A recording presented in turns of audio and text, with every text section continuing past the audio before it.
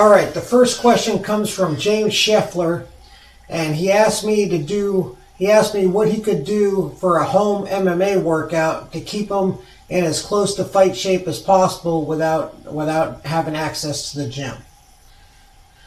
So I can definitely do that. First thing I want to tell you is you want to do some stretches, okay? Talk to your jiu-jitsu instructor and your MMA coach, Ben Quigley, and have him, if he doesn't do these for you, have him tell you or show you the stretches that we did every day when I started class, okay? Those stretches are super important. Stretches are super duper important, okay? So you want to stay stretched out, okay? Then the next thing you can do is you want to do 4 sets of 25 push-ups, sit-ups, and squats. Push-ups, sit-ups, and squats, that's going to be like a total body workout. You're going to hit every muscle in your body by doing these, okay? You're going to do 4 sets of 25 push-ups, sit-ups, and squats. And I'm going to demonstrate how to do them real quick because you want to do the push-ups, the sit-ups, and the squats a certain way, okay? So let me move the camera so I can get them down to the ground here so you can see what I'm going to do. When you do the push-ups, okay, you want your arms out, okay? You don't want your elbows in, okay? Hopefully I can do some push-ups. I have a torn, what the heck is torn in my shoulder? I have something torn in my shoulder. I can't remember what the hell it's called. But you want your elbows out, not in. Like when you do push-ups like this, it works your triceps. If you move your elbows out, it's going to work your shoulders, chest, and biceps more. Okay? Just like that. When you do your sit-ups, you want to do them just like you're in the guard position. Okay? You cross your ankles, arms out, and you sit them up like this. That's how you want to do your sit-ups. And when you do your squats, pay attention, okay? My feet are going to be just slightly over shoulder width apart, and when I go down, my butt's going to touch my heels, and I'm going to come up on my toes. That way I get my calf muscles, and my hands are going to go out for balance. So my legs are just about shoulder width apart, maybe slightly over shoulder width apart. When I go down, I come up on my toes. Okay, that way I get my calves, and I got bad knees. Okay, I've had 3 knee surgeries, and I can still come down this far. And then I come up. That's 1. Up on my toes.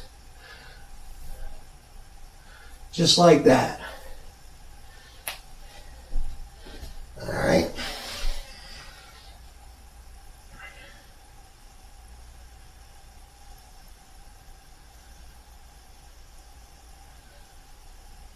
So if you do 4 sets of 25, I would do that before a fight, like every time I worked out. Back when I started fighting, a lot of my workouts were at home and I was working out by myself because I didn't have a whole lot of training partners, so I had to come up with stuff to do on my own. So, stretching, the stretches, ask Ben about the stretches. Okay, do 4 sets of 25 push-ups, sit-ups, and squats just like I showed you there. And then of course, with money and stuff, I asked you online kind of what you had access to. You said you had a heavy bag. I recommend getting a jump rope, okay? Jumping rope is really important.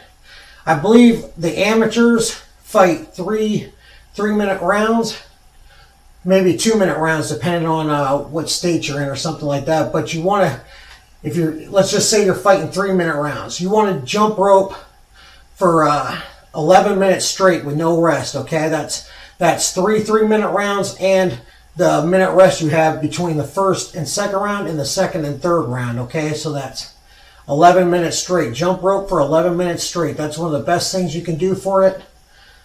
Shadow box. Make sure you shadow box. That's good too. And if you want to change up your shadow boxing a little bit, try to buy like 1-pound weights or try to find something that you can hold in your hand, like maybe a can of soup or something like that, and do some shadow boxing. Shadow box 3-minute rounds.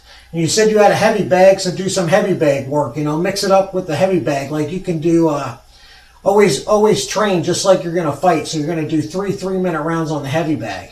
You know, you can mix it up. You can just do different combinations on the heavy bag and change it up. Maybe next time, just throw jabs. Just throw a whole round of jabs. Next round, switch stances. Throw a whole round of jabs with the opposite hand. The next round, throw straight punches, all straight punches.